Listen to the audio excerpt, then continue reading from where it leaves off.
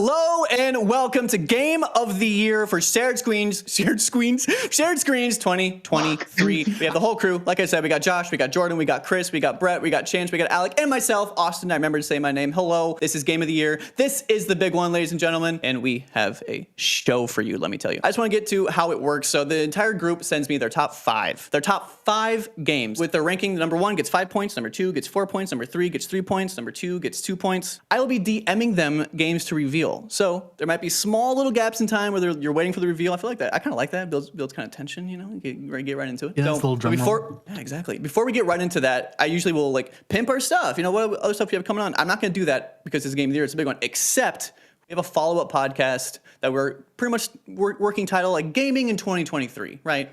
Because we're only going to talk about our top 5 games this year, or for this year, and there's so many other fantastic games that we're not going to be able to talk about today. That's why at a later date, we'll have something for you, gushing about all the other titles. Are you ready for Game of the Year 2023? I'm so excited, dude. I've been waiting for this for weeks. I need all of you to start checking your DMs. It will be coming, I promise. I'm working on it right now. I hope we don't get a Steve Harvey situation where somebody accidentally announces someone else. No. Someone should have got the first picture. Placing 5th in shared screens Game of the Year for 2023 is Final Fantasy 16. We don't need your salvation. We'll save ourselves, and we'll do it on our own terms. Oh, shit. Okay. Alec, Oh, yeah. kick it off. What'd you like about Final Fantasy 16? So one of the reasons this made my list is that this is one of those games that never left my mind in 2023 with how great of a year it was for gaming. The boss fights in this game are so damn memorable. Like, everybody was talking about the Titan boss battle, but for me, it was the boss battle after that. I'm blanking on the boss's name, but it's like the big dragon dude. It's literally just an anime fight scene. Like, it's just literally straight out of an anime. Exactly. It is just so hype. It is so much fun. The combat gets you in a flow state. It's basically what Forspoken should have been. Like, you just get in this flow state, you're using the different types of magic and combo attacks, and it really shows that the developer who came over from Devil May Cry series to kind of help out with the combat in this game really knows their stuff, and how, even though Final Fantasy is more known for its RPG elements, that it can incorporate more action-y elements as well to make the gameplay way more fun. And active time lore, right? That was a huge thing for this game, right? Yeah, I have that in my notes for this game. Active time lore, put that in more games. If you have an expansive story and like myriad of characters, like put active time lore in your game. So what was active time lore? So basically you can hit the touchpad and it'll bring up characters, settings, events in the world, and it'll give you like a little like paragraph or 2 description of it. And you can do that and it changes as the game goes on. Yeah, it changes with the context of what's going on in the game, because, and it's like I haven't even played it. Like I'm very excited to get to this one, but I thought that concept was amazing because it's this really like super complicated Game of Thrones, a million different characters, all with different influences going on with all these different kingdoms and stuff, and it helps keep you in. Which even if your game isn't crazy complicated, I would love to see something like that, just for like if you put a game down and then come back to it later, just to be able to immediately catch up. Like, if they could even add that to streaming services, if I haven't picked up a show in a while and I'm finally watching the finale, I'm like, let me pause this. Let me go over who's who. Kind of took the premise from Amazon, right? With that like basically, the IMDb X-ray thing. Yeah. So it definitely stems from that. This game, Final Fantasy 16, for me was like one of the. There's another game that we can talk about later. Wink. That it has some of the best performances like across the board. Like I think voice VO in this game is really solid, and the character moments are really solid. So like performance wise, yeah, they really nailed that. It's a game where it's like you have the highs of the gameplay, but then you also have the narrative highs. Just such emotional moments, because like I believe the demo is still out there. It's like, if you haven't played this game, just go play the demo, and like that just gets you right into the world, right into the gameplay. and you'll see like why everybody that's played it has loved it. It's a pretty lengthy demo too, and like when you get the full game, you get to pick up where you left off in the demo as well. Oh, that's awesome. More people need to incorporate that. I know, man. It's really the best. The demo was essentially like the first chapter of It was the prologue. Yeah. It was the prologue, essentially, which is, it just makes sense. There was a moment, and without spoiling too much, there was a moment where like a side character pretty much goes to the main character and was like, you're being an asshole. And like, does something to change the trajectory of what they're doing in the story. And I'm like, I love this because he was being an asshole. All right. It's just true. He was taking someone for granted, and it's just the obvious choice. So. Bro, even video game characters need a mental check every now and then, you know? So, you know, check up on the homies sometimes, dude. Especially if they've been through whatever characters in Final Fantasy 16 go through, because they go through it in that game. Let your homies know when they're being an asshole. Absolutely, man. Just tell them. That's also very true. Good point. That's a good point. Hey, you're kind of being an asshole. Kind of like die down a bit. The one, because I had this on my list. I won't say where, but I definitely had this on my list. But the major knock I had on it is that like there was a major or minor theme of slavery in this game, and like it's never talked about really. Like it's just all in the background, and like that's a really touching thing, or like a touchy subject, and it's just there, and they don't really get on it at all.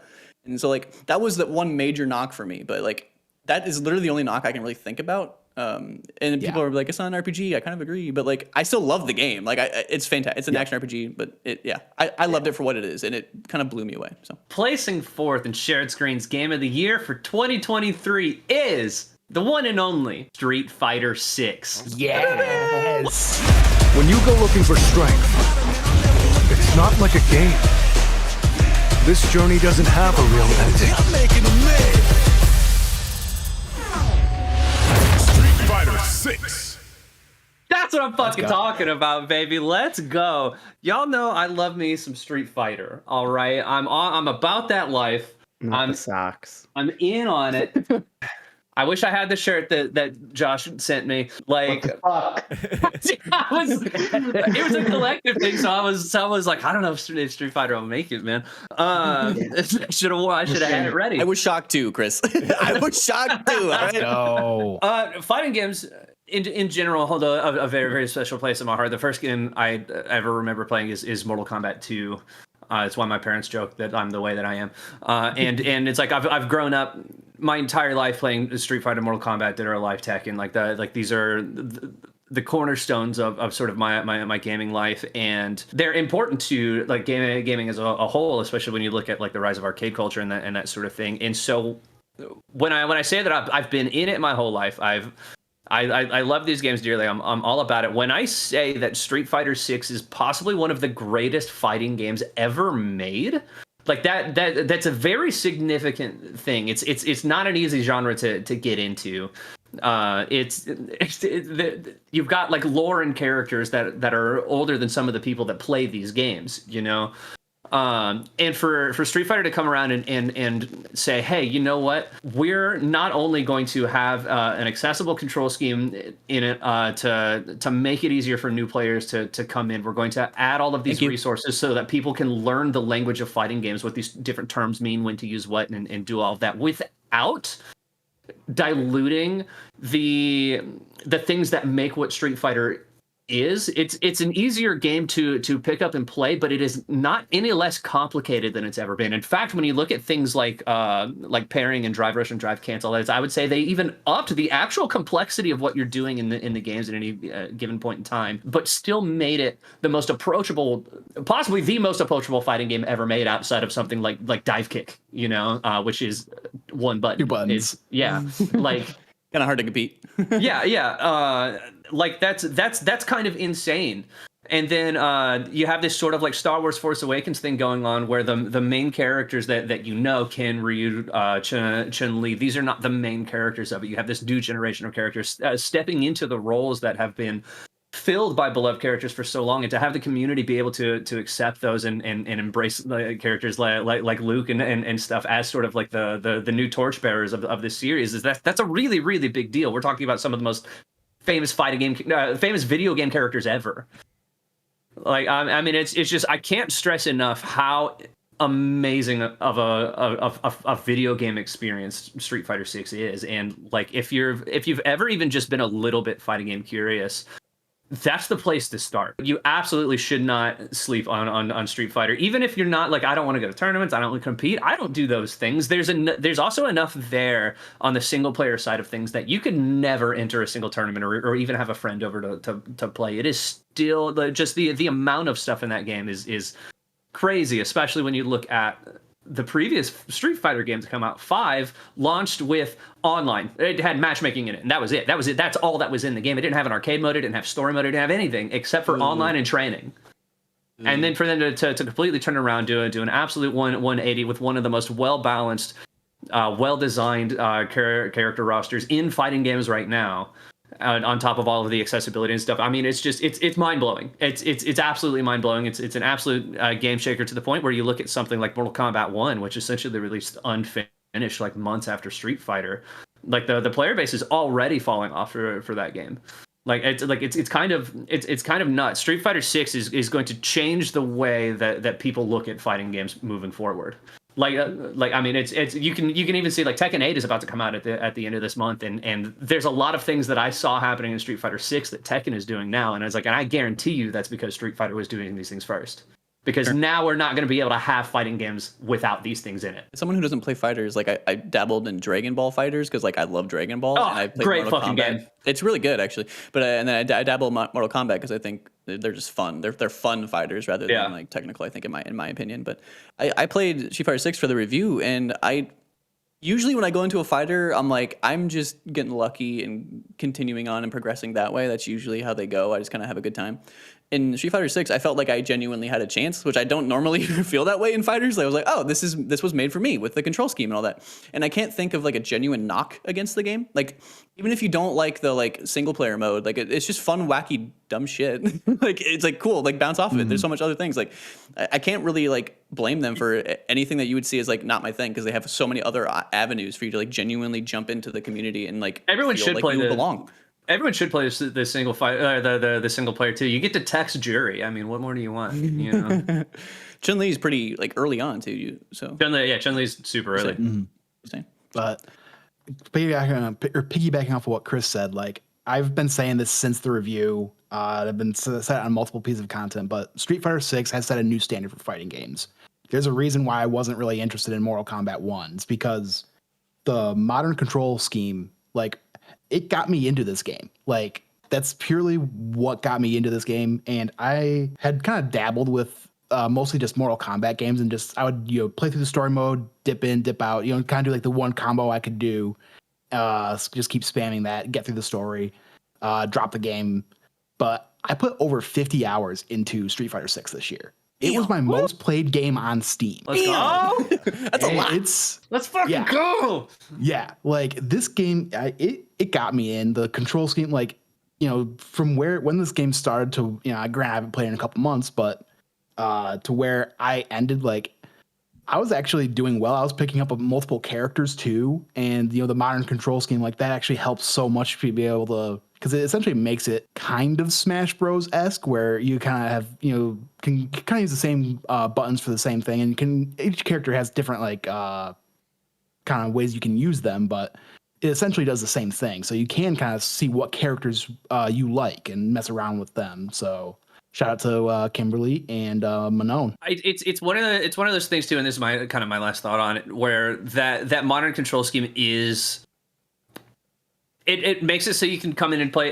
There have been lots of attempts at making fighting games in various years and games more accessible in the past, but it always does it in a way that's not like competitively viable, in a way that like people that are serious about fighting games like kind of won't touch it, and most pros aren't. You're not going to see them using the modern controls either, but it does it in a way that it raises the floor for people to get in without pulling the ceiling down. Without dumbing down what makes Street Fighter Street Fighter. And I think that is such an insane accomplishment on its own that it would have been on my game of the year list anyway. But then you have all of these other things. Like again, there's all sorts of like in-game resources, like not just like your typical combo trials, but like videos showing you what characters are capable of what and when to use them in certain situations and do all this stuff. And not only teach you how to play Street Fighter, but teach you the language of fighting games as a whole. There's a lot of stuff that you can learn in the game itself without having to go to an external source that will just kind of get you in the world of fighting games that you can take to other series, which is really, really cool. The single knock I have against Street Fighter 6 is that the soundtrack isn't as good as previous games. Still a good soundtrack. Well, yeah, UI's not great. But like that's it. But that's it. For me, like I felt competent enough in myself and my skills that I actually tried ranked mode online. And I had never even gotten close to in ranked mode in other fighting games. So that's just tells you how much I love this game. As like a final note, if we're moving on, I also think the character art is like the best across the board that I've seen in a fighter. And I also think, and this is coming from someone who doesn't play, but it seems very culturally appropriate. Like it seems like they're really like showing off a bunch of different cultures like significantly, and that's always really cool and interesting for me. You also mentioned performances too. Because in Final Fantasy, shout out to the performances and the people that play them. And I went, Ben Starr. I think Street Fighter has kind of its own like breakout role in that too, with the voice of Luke with Alex Lee, who has absolutely not only taken that, and who Luke was a character that technically debuted in Street Fighter V that people absolutely fucking hated. Like most people could not stand Luke, and Alex Lee took this character and like basically on his own like had a complete like 180 image, like 180 on this dude image, and is so loved by the community and stuff that it's like I would feel remiss to not shout out Alex Lee for that too. He's very funny. Go watch his YouTube channel. The dude's an absolute meme lord.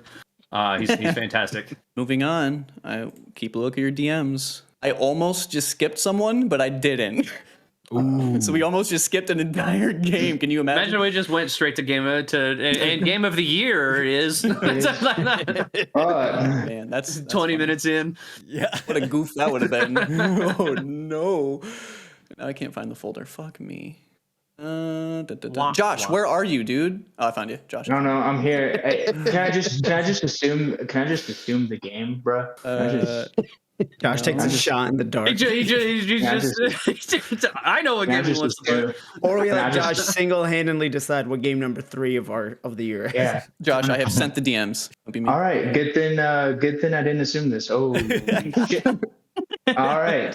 Let me just. Okay, cool. Got this. Placing third on shared screens, game of the year for 2023 is Alan Wake 2. Oh!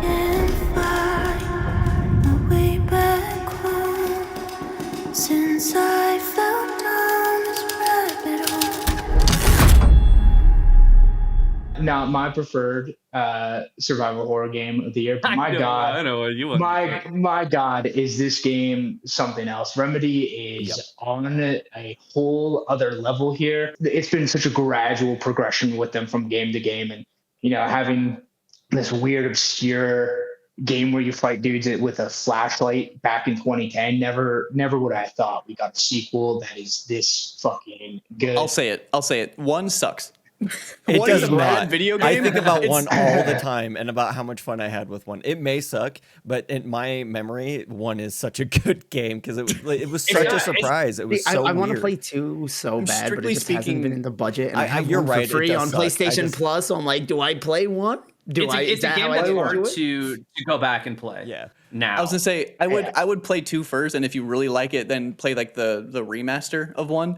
But 1 mechanically fucking blows. Yeah, I know the story's interesting, and that's what carries you throughout the entire thing. But mechanically, it sucks. Sorry, Josh, go ahead. No, hey, no worries at all. But yeah, no, it feels like we've taken everything we've learned, from Control, Max Payne back in the day, the first Alan Wake, everything. Even Quantum Break. Remember Quantum Break on the Xbox One? Ladies and gentlemen, remember how uncanny it was? It felt like, you had to watch TV and then play a video game level. What the fuck? Now they're just fusing live action into their games and Alan Wake 2, and it's into the gameplay. On a whole technical level, it's incredible.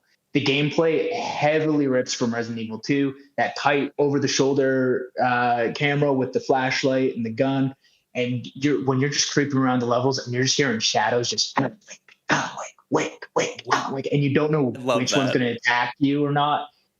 Incredible. It's just fucking butt clenching experience here. Scaring him with his cheeks. Oh yeah, the sound design in general, top notch. Like in every aspect, I really loved it. Like you hear that a lot about scary games because like what more can they excel at than like in viewing like an emotion, like a terrified feeling. But Remedy, you fuckers, like it's so good. It's like genuinely top notch, top of the line. It's next level. Then the combat starts and you're reloading, and Alan Wake's just come on. He's like hyping the enemy. He's antagonizing the enemy, hyping yourself up, hyping himself up, yourself. You're just in the thick of it with the combat. Incredible.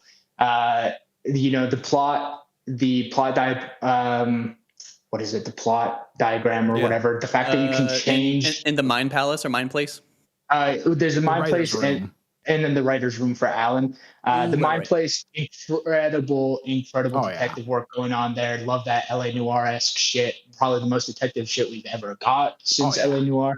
But then you go to the plot board on Alan's side, and you're just changing levels and seeing how it plays. If you put in this story beat, right? You put in a cult, you put in a murderer. It changes everything. Rift Apart wished it could have been. It's genuinely amazing. I wholeheartedly agree with that. Yeah, a lot of jump scares, very horror-esque.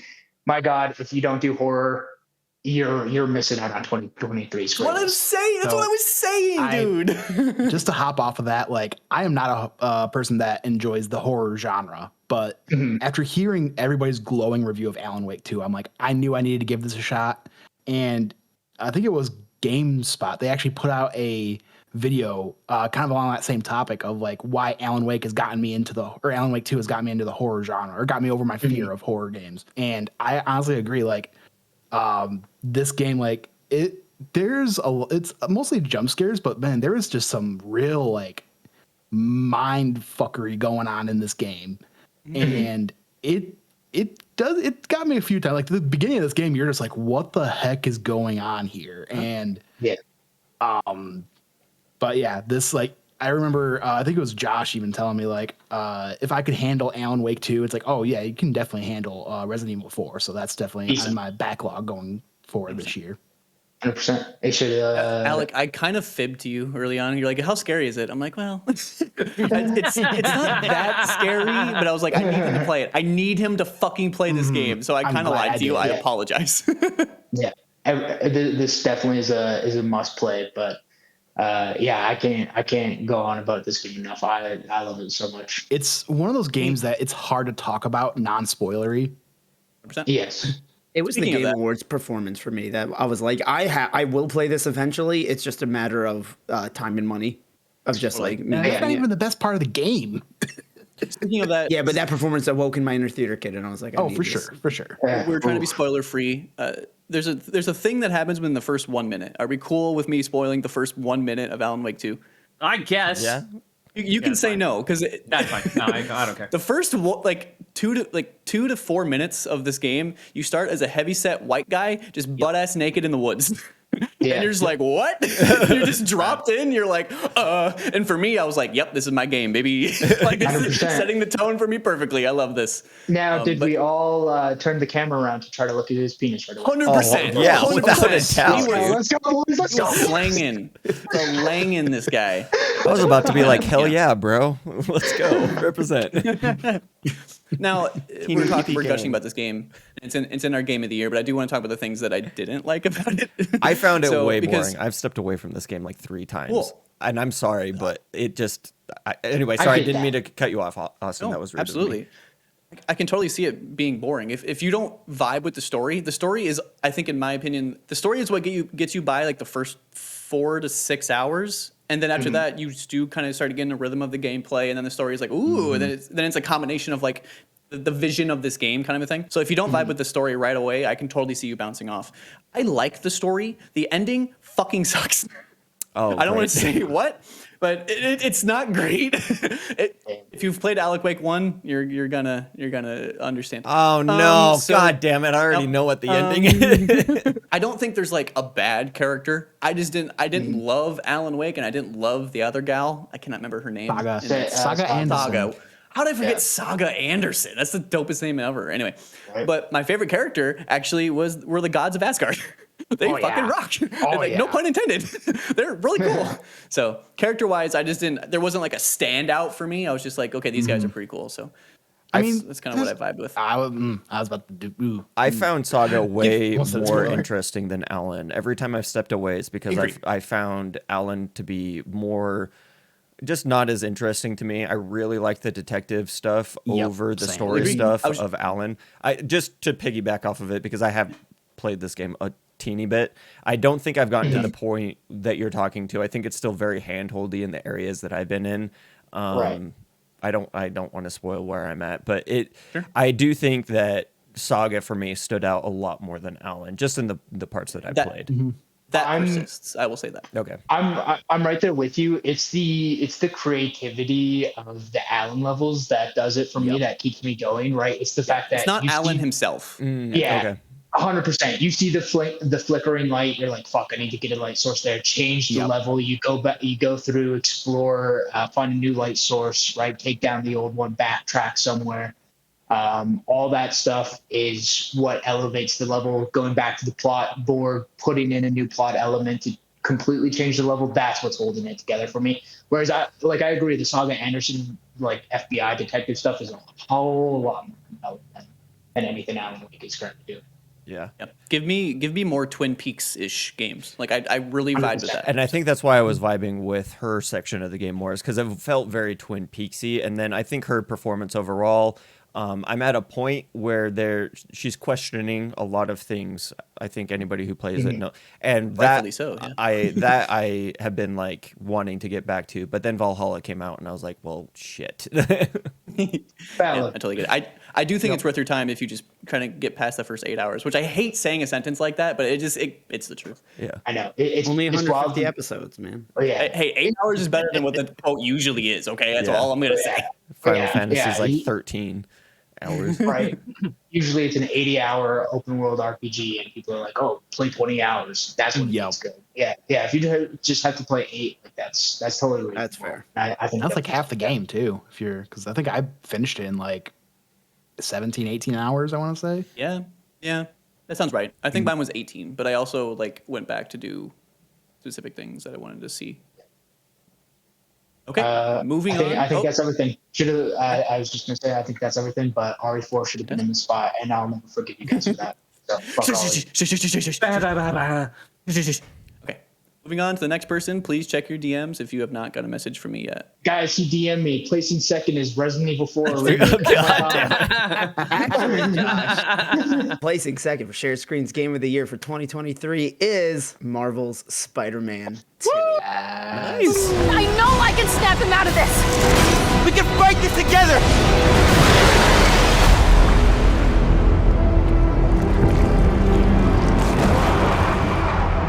Now, this is really fun to talk about because I feel like in the time that Spider-Man 2 has come out, people have played it, the reviews have happened, and then award season have happened, we've settled in. There's been a lot of like discussion about Spider-Man 2 in the where does it belong in the realm of 2023 games? Does it even belong in the nominees in the top 5? Is it better than Baldur's Gate 3 specifically? For some reason was one of the questions. But there was also people going like, is it mid? And for that one specifically, I'm like, no, it's definitely not mid. It would be wrong to call it mid. Now that I've settled in, I feel like there was a little bit of like, fuck yeah, Spider-Man's back when it came out. But like looking back at it, man, there's not a moment of that game that I wasn't so happy to be playing it. The story was not what I expected. We're not doing any spoilers here, but the story really was good at not being too easy to predict. In my opinion. Okay. Like in a different way than maybe it's coming off. But You agree. the story was very good about doing what Insomniac Spider-Man has been good at doing, which is being both familiar yet new. And just gameplay-wise, oh my God. this game sings. And I'm somebody who even prefers a few of the combat aspects of the first game over this one. There's just, oh my God, the gameplay smoothness. I don't even mean like in a performance sense. I mean like going from swinging to the web wings to combat to back into the city, and the way that it's all interluded. Like, my biggest complaint with this game since I finished beating it is that there wasn't more to do. Yeah. I was very like cautious about the web wings, and I don't know why, but for whatever reason I was like, oof, I really like swinging. Like, don't take swinging away from me. Like, I don't want any excuse for that. But the web wings fucking rock. Yeah. They're so cool. Right. Like, Yeah. they're like it's the perfect complement to swinging in the city. If you ask It's me. the momentum building and like just keeping that momentum through the city. Yeah. I had a tweet drafted where I was like, they should do web wings in the sequel, like most obvious shit, right? Especially with the PS5, like the early behind closed doors demos, they show Spider-Man and how fast you can get the camera through New York. It just seemed like a natural progression. Then they're there and they're incredible. And when you win tunnel through and you're just building momentum, come out of it, web swing, it's Spider-Man, but on fucking crack, dude. It's Spider-Man 2018, but on crack. It's so good. Inject that shit straight into the veins, man. The web wings truly make it that the add-ons of Queens and Brooklyn do not feel like the map is wildly huge, and they're like, I feel like if we had thought about, okay, well, if we had known that they were going to add those boroughs, let's say right after Spider-Man 1 came out, but you're not knowing how they're changing the web wings or how they're changing the web swinging mechanic, you're like, so what, you have to take the bridge and there's going to be a loading screen between that side of the island and that side of the island. But no, it's like, because of the web wings, you can go between the 3 boroughs and in between without any issue. Like, not even minutes, like seconds. Yeah. And I don't know if we talk about this, but like people have like the game's short, like the main story is kind of short, and like, yeah, I love the pacing of the game entirely. If you play the game how I played it, which everyone plays it differently. I did every single side like activity I could before doing the available story mission. Yep. And it felt perfectly paced, because it's not like it is an open world, but it's not like a massive thing where there's trillions of things to do. They thoughtfully place things to do like in between story segments, and it just makes sense. You'd have like a total of like between 6 to 12 side things to do, and a lot of them take like 1 minute to get done. And then a lot of them have high score things to them, which you could just keep redoing. So I mean, I'll take a maximum 20-hour game with handcrafted world and excellent traversal over, say, a really large 200+ hour game with lots of loading screens and procedurally generated planets to go to. Not anything specific that I'm referencing, just off the top of my head.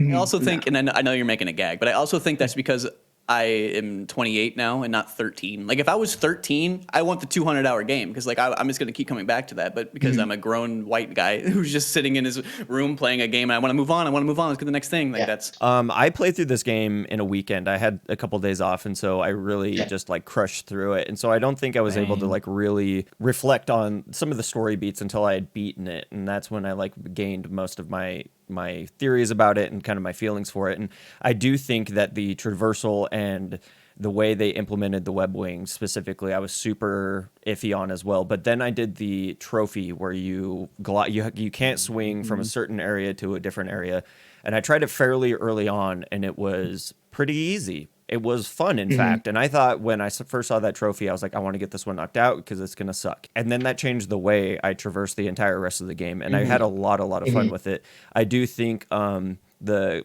performance and the world building around Kraven, specifically, that's not a spoiler by any means. I really liked that. And I really liked how they put pieces of his backstory into the side missions, and I really like how they, as much as I like the first one more, I really appreciate, as you guys were talking about, how they honed in and really refined the content. Not all of it I found as interesting, but I really appreciated that it wasn't something I had to do 15 times in each area. I do think the technical marvel of this game, no pun intended, is spectacular. Like going from Spider-Man pun intended for both of them, if I'm being honest. Going from Spider-Man to Miles back to Peter, like, and the no loading screens, and then just some of the boss battles and the grand scale and showing what the PS5 can handle. I think Insomniac really should be praised for that and lauded for it, because they really kind of flexed on this one. I think where they needed to show the world what they were capable of with the first one. This is the one where they kind of got to flex a little bit more and like refine some of the things. Now, did they refine stealth too much in the game? I do think that the stealth portions were really that was part of the first game that I really liked. So not having that in this game really, or I guess to the depth that it was in the first game, really kind of took away from some of like the side content for me. But overall, the experience was so streamlined and so just fresh. It was really fun to play. I'm right there with you. I finished this thing in a weekend as well. First 14 hours, I like looked at the mission list. I'm like, oh shit, I'm 24 of 31. Like I just made shit. I think the story isn't as good as the first one, especially that final. There's some pacing problems towards the later bit that I have problems with. The combat isn't, I don't feel as fine tuned as the first one. But it's the technical stuff. It's the traversal. It's the getting across the city. It's all like the no loading time between just fucking panning across New York and going from Miles to Peter seamlessly. It's something else. I think Insomniac cooked on this one. There is one thing I just want to shout out, and then that's all my thoughts. The addition to like being able to slingshot yourself just anywhere, like where you could that by itself. Perfection. Like adding that to that game is beautiful, and I use that every single time I needed to get going. Just that instant gain of momentum. And then the super slingshots. Yeah. Those even like they still were able to. Anyway, I really enjoyed it. It's like a perfect compliment to the compliment that is the web. Like, it's no, for real. Yeah, Brett, I want to hear from you. Oh, I'm sorry, Brett. Tell me about Spider-Man 2, man. Yeah. I think it's an interesting discussion because it's better in every way than the first game. But okay, all right. You can. I'll let you talk, but that's a hot take, I feel. But context wise, like because it's definitely more iterative than like transformative. That it's not as exciting to talk about in terms of game of the year discussion. I think Spider-Man 1 coming out at the capstone of the PS4 generation meant everybody was ready to go. But I think it's a great game. It's super fun to play. Yeah, I just think I'm excited for the third one whenever they make that. I think we know they're doing it right. So technical marvel, like the loading is amazing. All the new suits and stuff like that. So yeah, it's a fantastic game. I don't want to spoil anything. Did we know that the person who's like head of the time trial missions, did we know that person was in the game? I didn't going into it. I'm sure. I don't believe so. Okay, I won't say anything then. Never mind. I haven't played it yet. I think I'm the only one who hasn't played it. For me, it was a monetary thing, but then also going into this too, I have a like outside of the game like correlation to it that's part of what made the original Spider-Man like 2018 so special to me, is that it came out right the same week that I got married, and so I have this sort of association with it. I remember I was being mad that I was getting married that week because I was going to be gone like at Disney World on my honeymoon. Wow. The week after, and I couldn't play Spider-Man. Flip it. And I get that, man. There were a few times where I'm like, there were a few times where I'm like in line at Disney World with my wife, and I see people playing Spider-Man, and I'm just being, I can't fucking wait to go home and play this game. He's a true fan, ladies and gents. True fan. If she really loved you, she would have moved that wedding. 100%. Come on.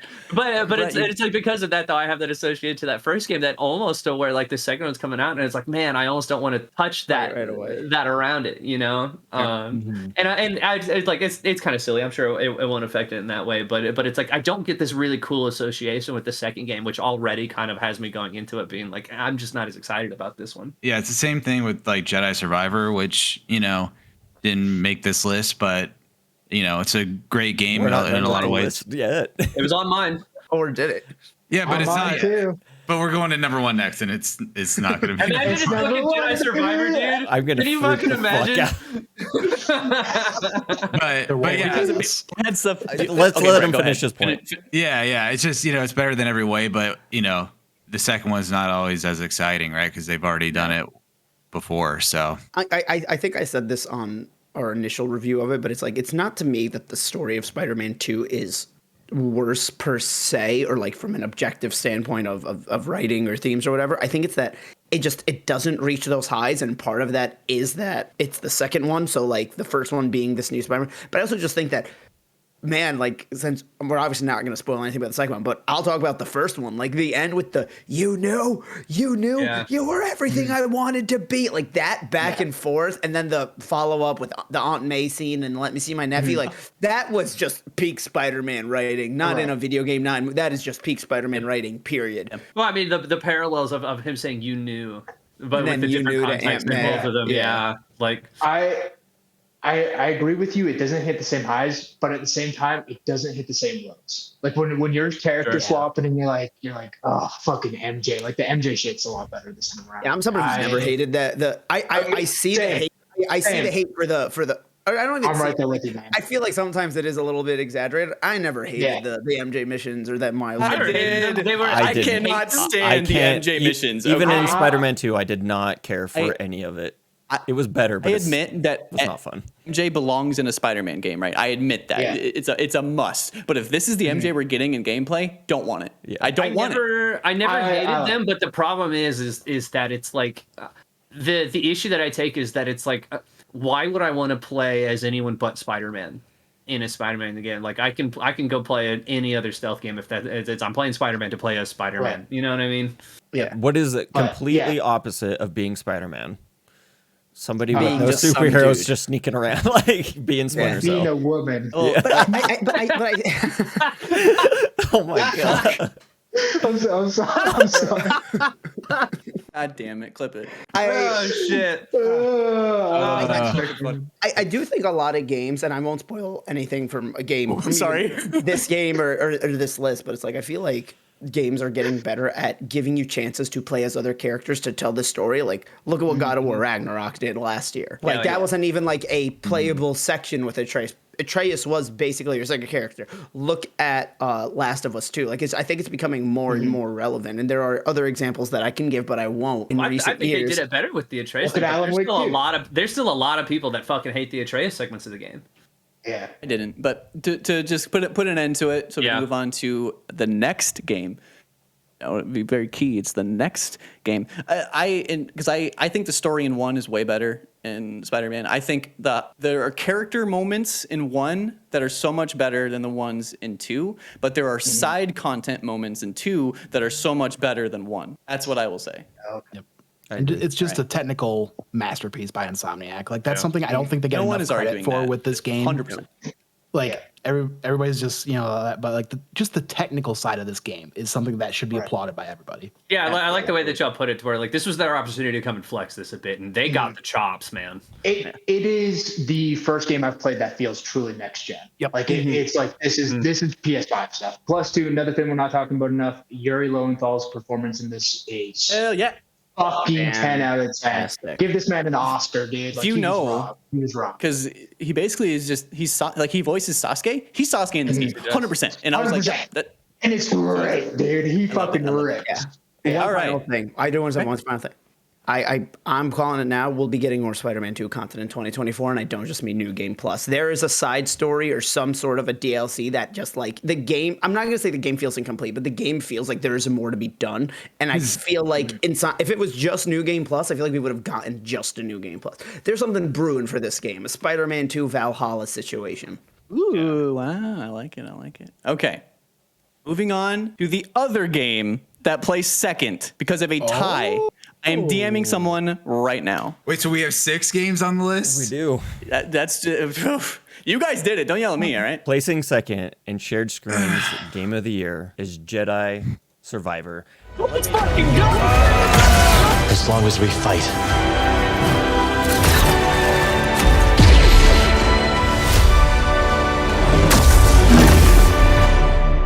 Hope survives.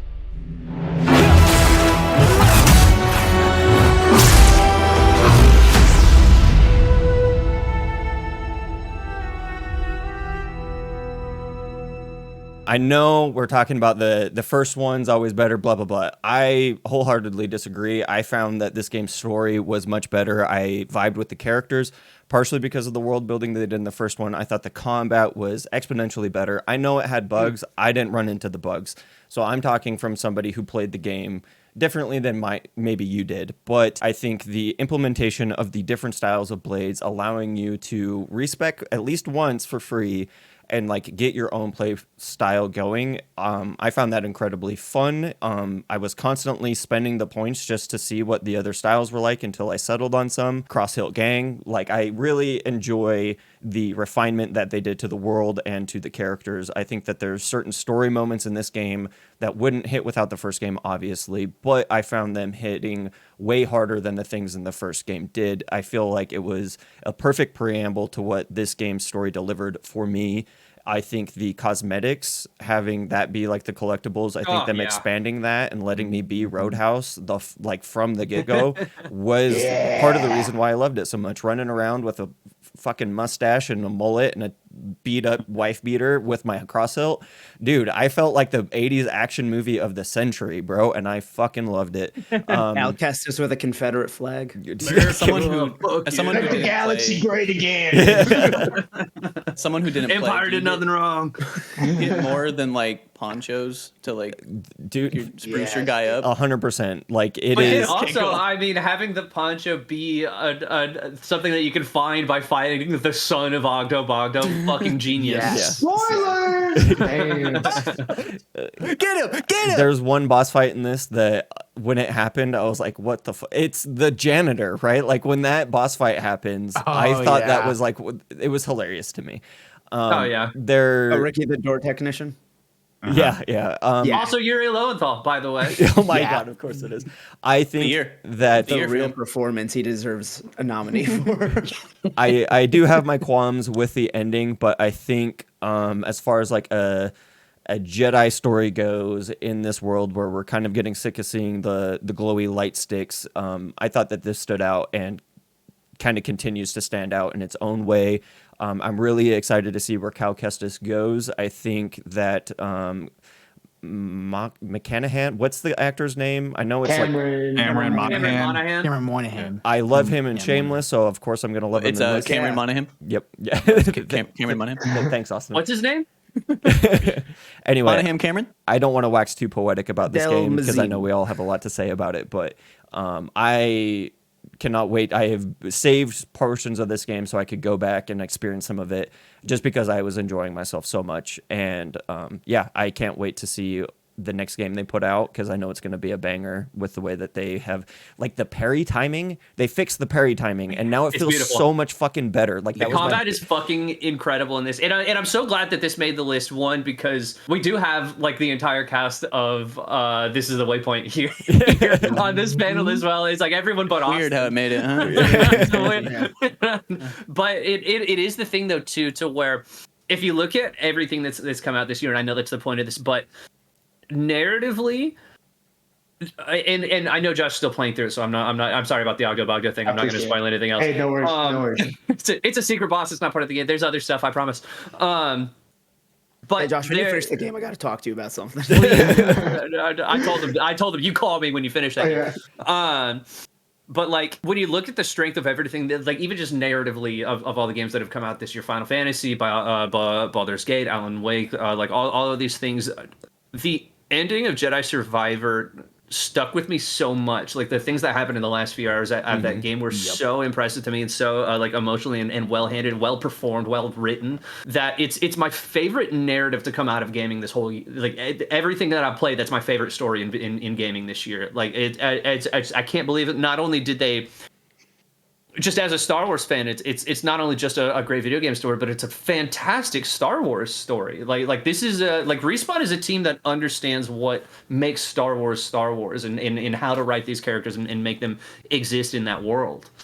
And they do that without having to rely on Luke Skywalker showing up to save the day or have Ahsoka and all these things. They've written characters that exist so well within the Star Wars universe on their own strength, and the performances there are so good that you just believe it. It does kind of beg the question, where the fuck were these guys during the movies? But like whatever, I mean, it's brilliant in that regard. And then outside of the story, I do think the combat was already great in Fallen Order. I thought that was my favorite thing about Fallen Order, was this really cool like Souls-like meets Star Wars action RPG kind of thing going on, and they just ratcheted it up to another level. Like we were talking about flexing. One of the coolest things I think they could have that they did was that you start the game immediately having access to everything that you had at the end of Fallen Order. Yep. Just right out the gate. It's like we're not taking your powers away. We're not doing any of this. Like Cal Kestis is a Jedi, and you're gonna start the game with everything that you already earned. And I wish more sequels did stuff like that. Minus the 9 fucking stim canisters I found.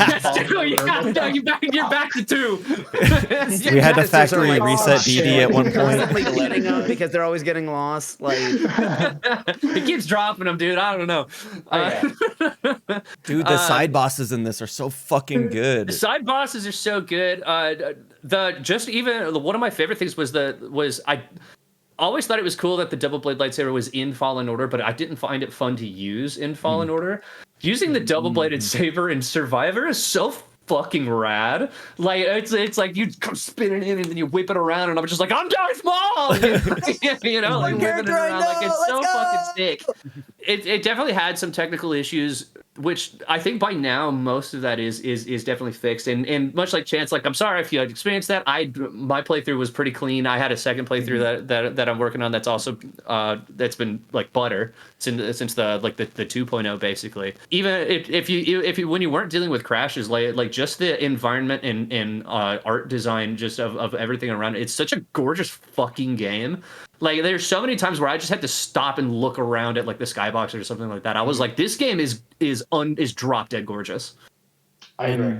Just to piggyback off of all that, like I agree with everything you guys have said. And there's one moment in this game, like you said, building off of Fallen Order, like this game probably has my favorite moment or gameplay segment in a game this year.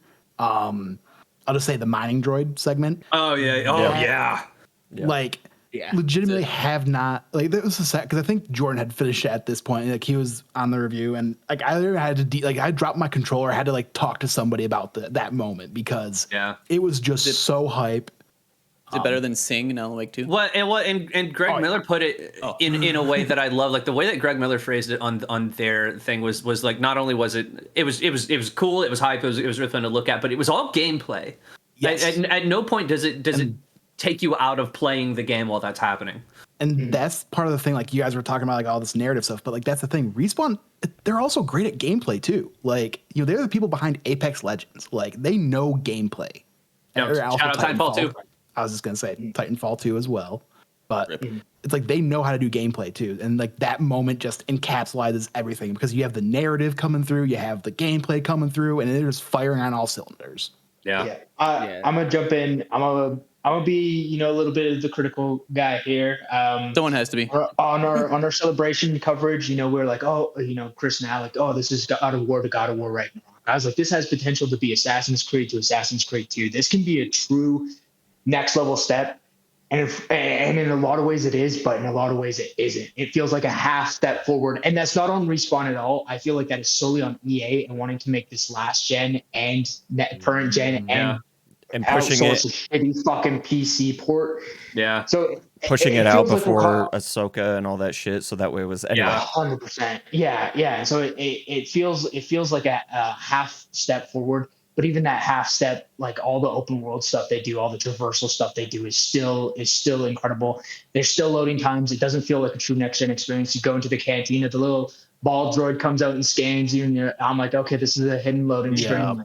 Like fuck, like we're still here. We're not. Sometimes there. you sit there waiting for that canteen to open for a minute too. Like, there are a couple points where I was like, get there, come on. But although it isn't that full step forward, I think that's what the third game can be, right? And when we get to the true next gen, but this game just oozes the magic of Star Wars. When you go to a new location and that music swells, and you just feel those emotions in your heart, and you're just like. It's just Star Wars. You're living and breathing in that world that you know and love. That is what I think is the true magic of the game. Plus all the technical stuff too. Playing this on a PS5, the haptic feedback on the controller, you feel him unsheath this lightsaber, and when he ignites it, and the entire right side of your lightsaber just fucking just has that energy in it. Wait, really?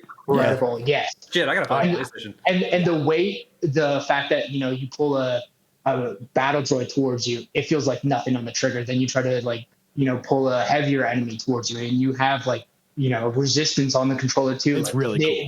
The technical level of this too is enhancing your experience in that world, and that is what this game excels at. This is about to do his third playthrough on PlayStation. I'm gonna go buy it again, dude. Bro, holiday sale, man. It's on the holiday sale. Get Real that quick, shit, man.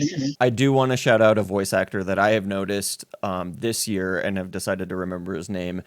Noshir Dalal. He plays Boda Yes. Kuna. He was in Horizon last year. He's been in Cyberpunk.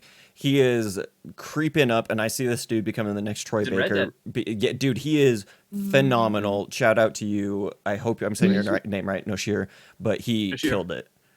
He's Bode, right? Yes. Yeah. Yep. Dude, okay, I've been wanting to Google this guy and IMDb him because I know the fucking voice so fucking well. But I'm afraid that I'm gonna put in Jedi Survivor Bode and it's gonna be like Jedi Survivor Bode, and I'm gonna get spoiled, dude. He was Charles in Red Dead 2. I know. That's where I know him from. I know he plays a certain character in Spider-Man 2 as well. Yeah. I didn't want to say that. I think we agreed that we weren't going to say earlier. I do know about that because of Nashir Dalal. But he was in Mortal Kombat 1 this year. He was in Mortal Kombat 1 as well. He was very good in it. Yeah. Dude's quickly becoming the next Troy Baker. That's an excellent shout out, and he's good. Yeah, he's really good. Yeah, the performance that he puts into the back half of Jedi Survivor is fucking unbelievable, man. Like his character is very cool. Yeah. Brett, take it away. Give me your Star Wars goodness. I feel bad now because I think it's just a credit to this year. I didn't even have this on my top 5, and I love this game. Damn. I didn't know. Yeah, there was just so many games out this year. It's worth noting that any game we talked about could have been a game of the year of another year. Oh yeah, there's so true. many. It just is. Brett, go ahead, but it's worth noting. Yeah. Again, there's so many games that were so technically excellent this year, but I think this game definitely, deserves to be mentioned as one of the best, if not the best, depending on your opinion. The art style is beautiful. Kind of like what we were talking about with Spider-Man. It just took what Fallen Order did great, and it just expanded on that. All the different blade stances, the different skills that you can level up. The expansion of the kind of semi-open world stuff they got going on. The map is way better. It's not way better. It's a little bit better. I think it's leaps and bounds better. Yeah. Without spoiling, the way they've been able to touch on existing Star Wars beats and moments and bring a new, fresh perspective is always wholesome and welcomed. Some of the characters and the character writing is excellent. I want to talk about the story again, but I can't do that. It's so good, and I can't wait for the third one. It's going to be awesome. I can't wait to see what they do next with the story and the gameplay, and that first-person shooter whenever they make that. But that's a whole different thing. It's so good. I wish these games got DLCs, because I would totally love a 10-hour experience of something like this every year or so versus the 4 or 5 years you got to wait. But give us the Jedi roguelike at this point. Yeah. Everyone's putting a fucking roguelike in their all games. Those give us a Jedi Fallen Order one. All those Jedi Miles Morales. Yeah, seriously, all those I don't even know what they're called anymore. The Force portals and stuff like that. Just awesome, quick little mini games and dungeons for you to, test and expand, explore the gameplay elements on your own terms. So, it's just an awesome game. Okay. I have one last thing to say. This, I guess we're not. So, Boda Kuna actor plays the one-armed wolf from Sekiro. I had no idea. That's the main character. I had Is he really? Yes, and that makes me love him even fucking more. He doesn't sound like him. Anyway, I was going through his IMDb. This guy fucking rocks. We love you, Noshir Dalal. Come be one of our podcasts. Yeah. Okay, no, 100%. We don't get guests. Or cameraman hand. Yeah. All right. I am DMing There's only one person remaining, so you kind of know who's going to get it. But I am DMing one person. For anyone else that's interested and has finished Jedi Survivor, go check out Nashir's Twitter page as well. Like, he's very open to answering like questions from the community, and has talked about like a lot of his like personal backstory and stuff that he kind of added to the character of Bode Akuna that I thought was fascinating, and y'all should check out. Hell yeah, I'm definitely gonna check that out. I've gotten the message. Austin slid in my DMs. Not the first time. The shared screens game of the year for 2023 is Gollum. Jesus Christ. I thought about sending that. Not a joke. I thought about sending that. I felt like Brett was going to do that. I saw it. No, but the shared screens game of the year for 2023, for real, The Legend of Zelda Tears of the Kingdom. Let's go! But you are not alone. Link. You are our final hope.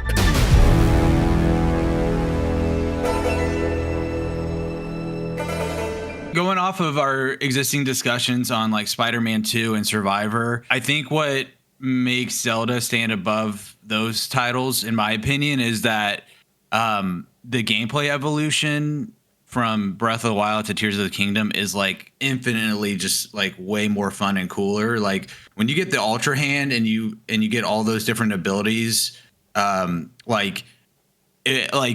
mean, Breath of the Wild, when it came out, was hailed as like the best game of all time, or like one of the best, like in terms of like short lists, like 1, 2, 3, 4, 5, whatever. So trying to follow that up is such a tall task.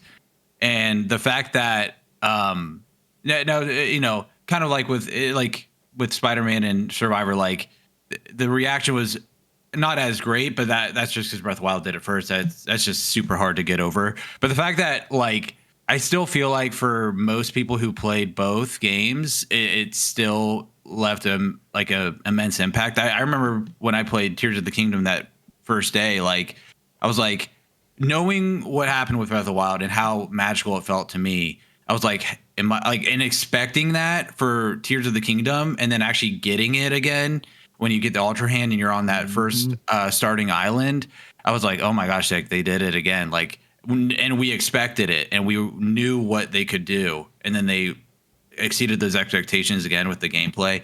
And I know it's all relative, but technically with the graphics, I think it's freaking gorgeous looking. Like you look at screenshots and you look at videos and it doesn't look a generation behind at all, in my opinion. The music is a standout. It's a classic as always. I mean, every Zelda game's had an amazing score for the past, 36 years or whatever. You know, the stories are never the strong point of the game, but I still felt like what they did with Ganondorf was super compelling.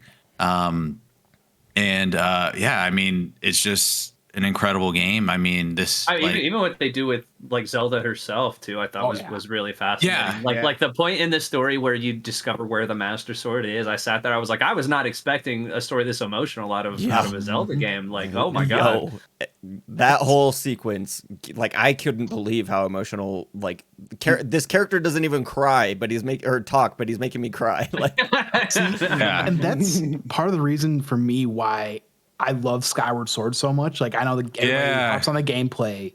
The story in that game is part of the reason why I love it. Good. Yeah.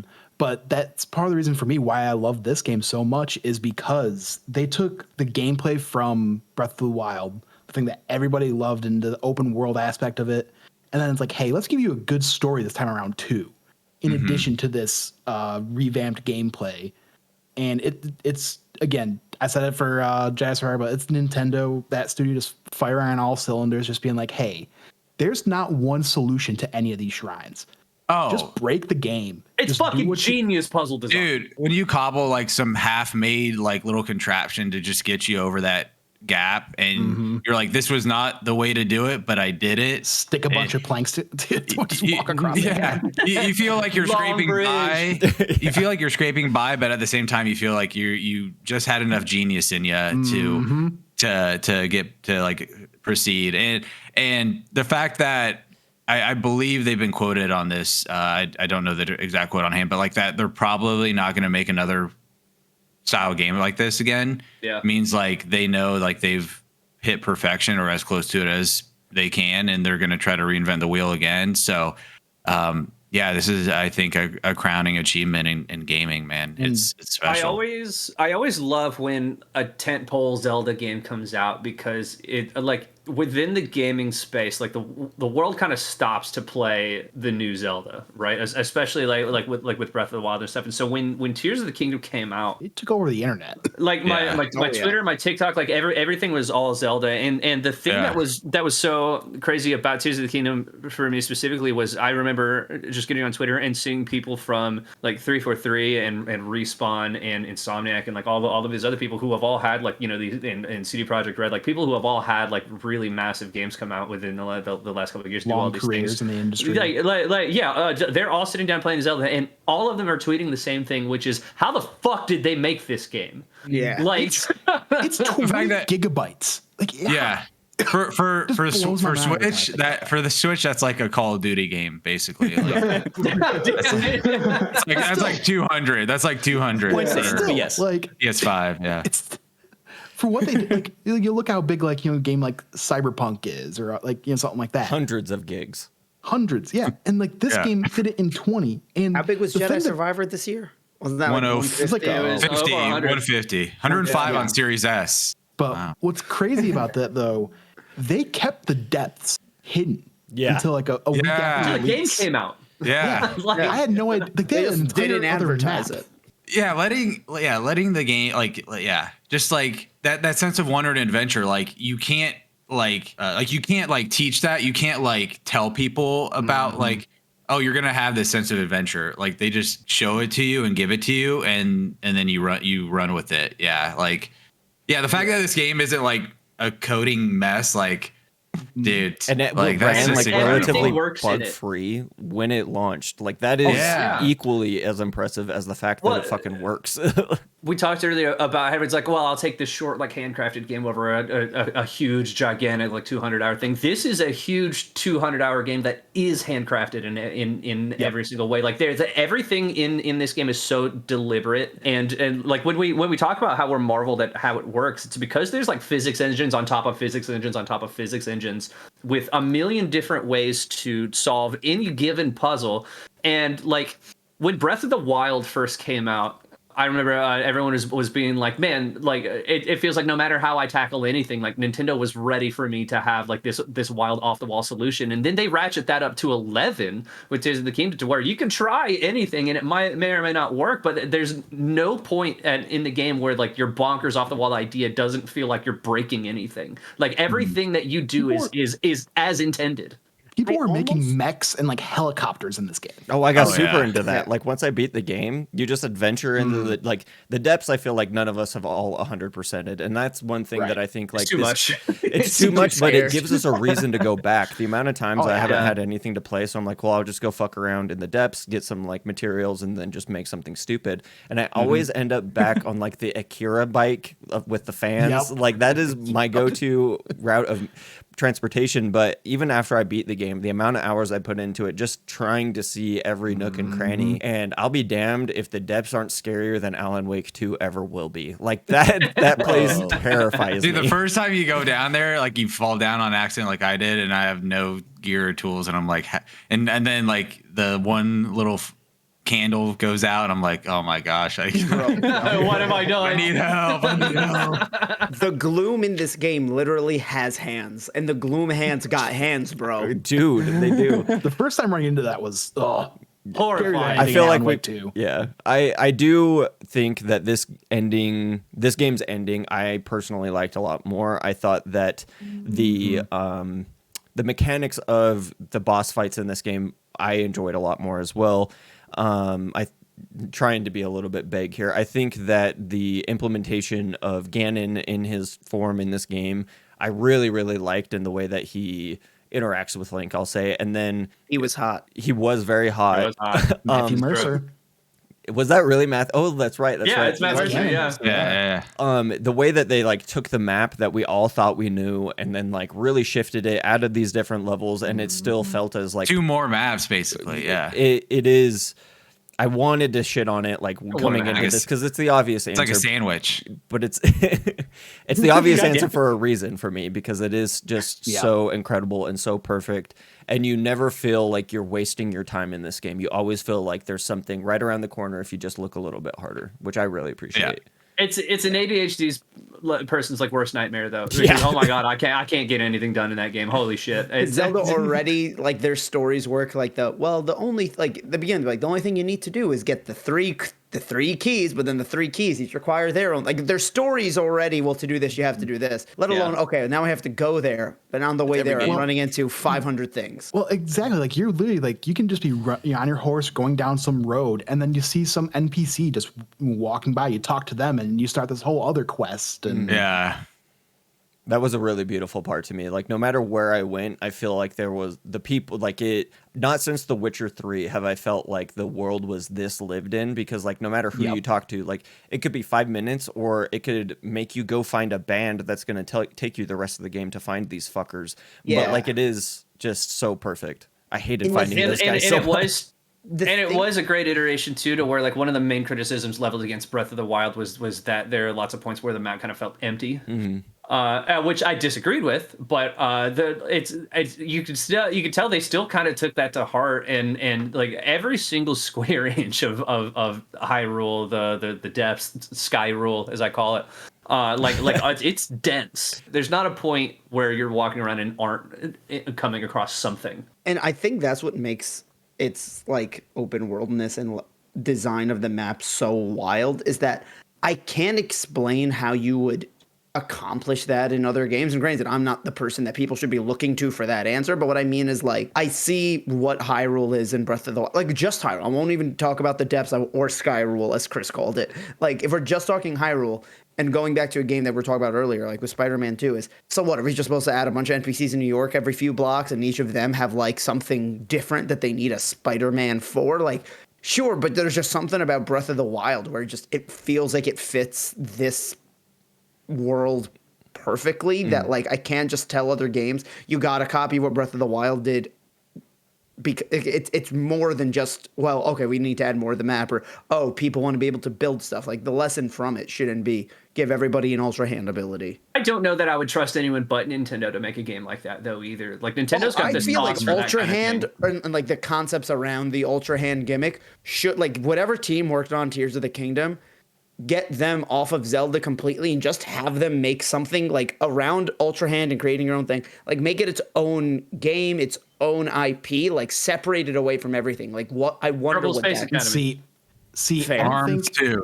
Yeah, I don't think Ultra Hand is the thing. I think what people need to take away from Zelda is what I said in our impressions is like the infinite solutions of like there's no one solution to puzzles in this game. Mm-hmm.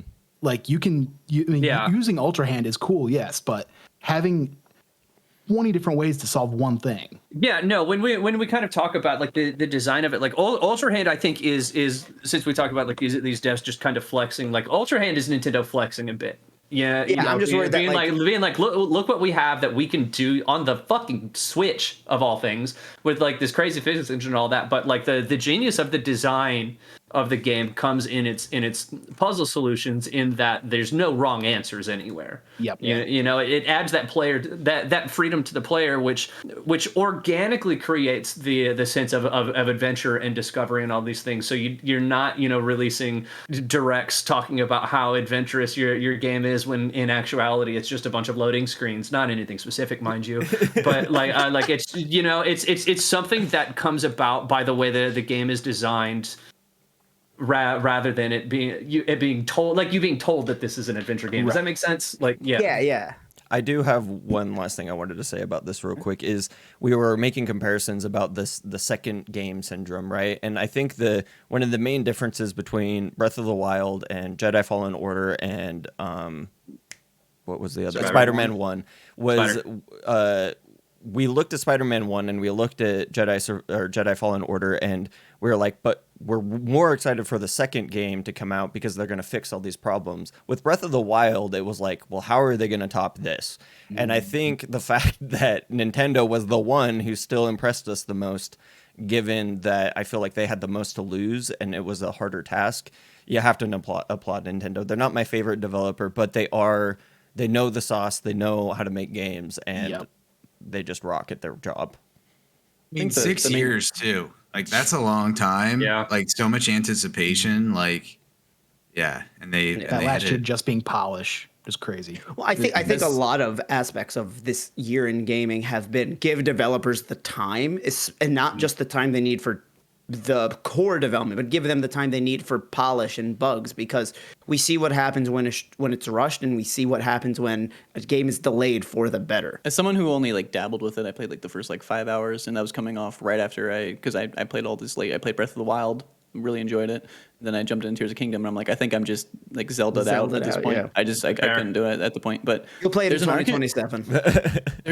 There's an argument to be had that it is like the best sequel ever made, because they didn't have to do that. They didn't have to, like, they could have basically made like another Breath of the Wild and just had small changes here and there, and they would have sold so well because of the IP alone. So it's just one of those things where like they were in their Duffy and they knew it, and they're like, you fucking wait, it's gonna happen.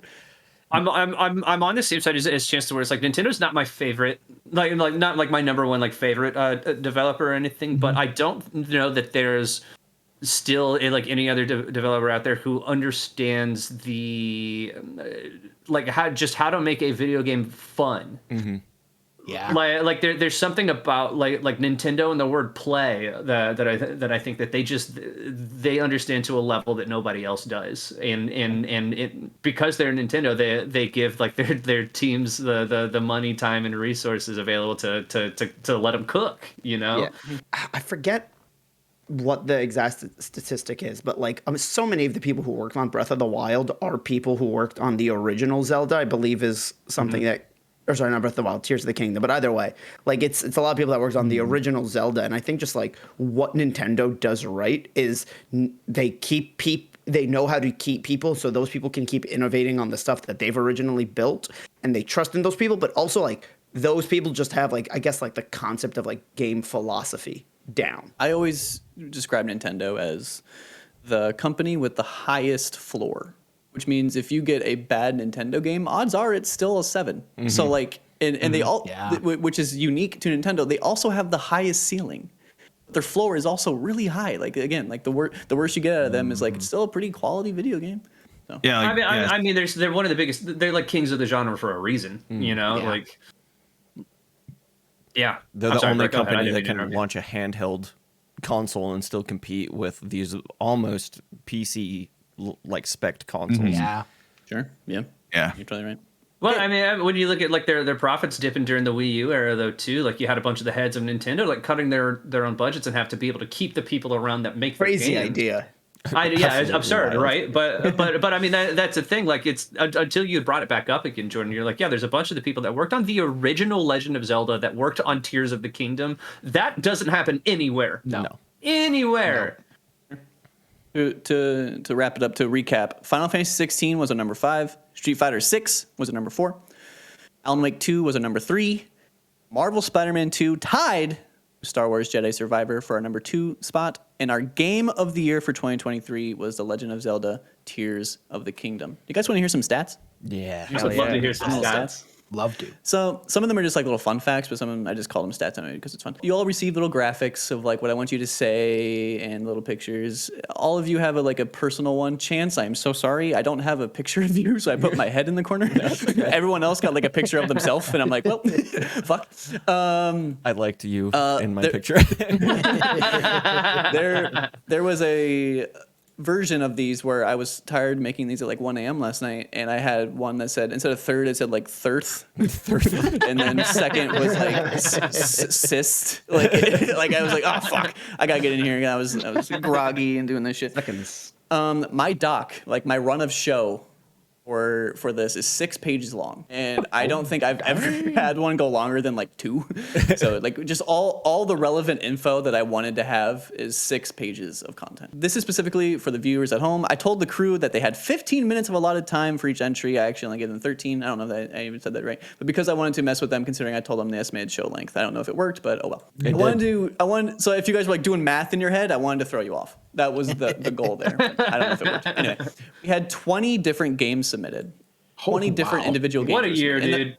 In the past, we've had more, for the record. In the past, we've had like 22 or 21, but like right around the same amount. Alec was the only person to have every one of his games in the top 5. Yeah. Let's go. Hell yeah, Every one of his games were in the top 5. Jordan had 4 games represented, which is still pretty good. Josh had 3. Chance was the only one with 1 game. But I expected as much. The rest of us had at least 2. But Alec had every single Jedi game. didn't make it, so Street Fighter would have been the only one on my top 5. Star Wars was the game that was most submitted with 5 submissions. Woo! Damn. Also, Yeah, that adds up with this group. Just to throw in some spice, personally, just for the sake of saying it, for an unofficial tiebreaker, Star Wars Jedi Survivor beats out Spider-Man 2 for second place when you consider the amount of entries. I'm not saying that is the case. I'm just mentioning it for a little salt. Wasn't on my list, Spider-Man. There it is. There it is. I haven't played Zelda, it, so it wasn't on. I'm putting some dirt in your eye. Zelda was the only game to receive multiple number 1 submissions. So we had other games that were up number 1s or something, but Zelda was the only one that got number 1 from multiple people with 3 times. Street Fighter 6 was the only game to make the top 5 with only 2 submissions. Both Chris and Alec loved it enough to make our list. That's kind of like why, because in like the very beginning, we were like, here's 3 games, blah blah blah, and then we'll talk about top 3 or top 5. And what that made is like someone's top number 1 game would be in our top 3, just because like you got 5 points, so that's why we eliminated. I put Street Fighter 6 was my number 1. That is my personal game of the year of 2023. So that weighted it pretty heavily. No, I'm not saying this is wrong. I'm just saying. Basically, what I'm saying is the system works because the only game there's only 1 game that got in top 5 that was submitted less than 3 times. So that's what I'm getting at. The Xbox tax is in effect. 12 of these submitted games were submitted only once, which means that only 8 games were submitted multiple times, and 6 of them made our list. There are 2 games got submitted more than once, and that is Cyberpunk 2077, Phantom Liberty, and Hi-Fi Rush, both missing the top 6 per se by 1 point. Damn. Okay. Wow. Cyberpunk was my number 1, so that gave it quite a bit of points. A lot of points. If not for the tie, Final Fantasy 16 would have just missed the top 5 by 1 point. Wow. Shit. Because Spidey and Star Wars tied, Final Fantasy 16 gets a little more of a shout. More licensed games in 2024. Those are your stats. Those are your fun little stats. I think this went off pretty well. I think this is a good system. I thought this was more fun than we had in the past. Before I close it out and let you guys say your closing thoughts, I want to reiterate we have a follow-up podcast coming. For all the games you didn't hear about today, we're going to talk about them, and because they deserve a shout. So that will be coming at a later date. I don't know exactly what that entails yet, but it is coming. Okay. So anyone that wants to speak now or forever hold your peace, please just say what you will about how terrible I did. Video games are good. I'm glad Tears of the Kingdom won. I strategically didn't put it on my list because I thought it would have had a lot more votes than that. But I do think it is. I'm glad it won Game of the Year from us because I do think it deserves it. I think it's kind of interesting that none of us play or had. Did any of us have Baldur's Gate 3? I did. I just started by it. Chris. Okay. I just started it because I waited for the best version of the game. So do we want to go through Series everyone's S top 5? version of it? Yeah. We don't have to. I just top? I thought that was interesting. We can say that for the next podcast. Just because I'm loving it so far. I just haven't played it enough to like. Yeah. Same. I mean, that's like a 100-hour game. I'm like 10 hours in, so I'm like, it's big. yeah, but I love it. I was like, yeah, I played it. Yeah, I was the. I think I was the only one that had it on my list. I had it number 2. I want to say Nintendo had a freaking dope year. When I was messaging Austin, I was like, I had multiple Nintendo games in my top 5, just because some of the most impactful experiences I've had were on the Nintendo Switch. So, let alone like even something like Advance Wars, which like wasn't on my game of the year contenders, but it was such a fun experience, and to play that kind of game in this day and age, like. They like had such a awesome year, man, and they've just continued that pace like the whole generation. Like they've had kind of like where I hope Xbox gets to with like them hopefully stockpiling like games and stuff like that. Them taking the fall on the Wii U generation like allowed them to just cut their losses there and bide time to just have a rollout, and hopefully that continues with the Switch 2 either this year or the next. Like. Yeah, man, what an awesome year for Nintendo. I was good also year in general. this close to putting Lethal Company in my top 5 as well, just because it's one of the most unique, incredible, fun multiplayer experiences I've ever played. I put it on my top. It just missed my 5. But I mean, it's also been a banner year, I think, for smaller experiences as well. You look at like we mentioned, like Lethal Company, Sea of Stars. I think was one that I played around with. Obviously, like Phantom Liberty, like just missed it. I also in my top 5 was also God of War Valhalla. I haven't beaten it yet. That's the only reason it's not. But if I had, it would be in my top 5 for sure. And now I admit to also being like incredibly biased towards God of War, especially like any God of War content that references the OG games too, of which there's a lot of that going on in Valhalla, and the way that they kind of bring everything full circle is really cool. But I mean, it's just. And I know we'll have another podcast on it, and we should get going. This is long already, but like, what an incredible fucking year for video games! And like, I'm so glad we got to do this. I was looking forward to this for such a long time. This is our first podcast we're recording in 2024, and man, it was a banger. Worked really hard on this. For the record, like I put a lot of work. Shout out to Austin. Shout out Austin. Made the Phantom well done, buddy. Austin, good. Well done, buddy. Austin, good. I like that. I like that a lot. Okay, so there you have it. Legend of Zelda: Tears of the Kingdom is our game of the year for 2023. Hopefully, 2024 brings a equal quality title that we can have a discussion and maybe argue about in game of the year next year. So, thank you for watching. See you later.